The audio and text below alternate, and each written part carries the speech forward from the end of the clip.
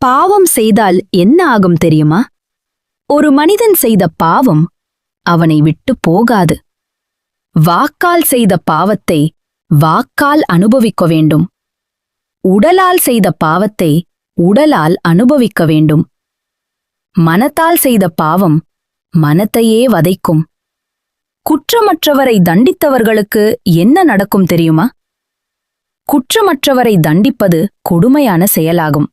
நீதிக்கு புறம்பாக அநீதிக்கு துணை போவது அதர்மமாகும். பன்றிமுக நரகம் காத்திருக்கிறது. பன்றியின் கூர்மையான பற்களால் உடல் கிழிக்கப்படும். உயிர்களை கொடுமைப்படுத்தி கொலை செய்தவர்களுக்கு அந்த கூபம். கொடிய மிருகங்கள் நம் உடலை கடித்து கிழிக்கும்.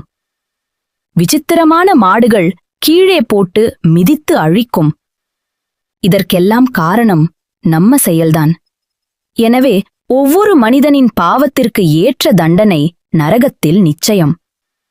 இதை உணர்ந்து பாவம் செய்யாமல் புண்ணியம் மட்டுமே சேர்ப்போம்.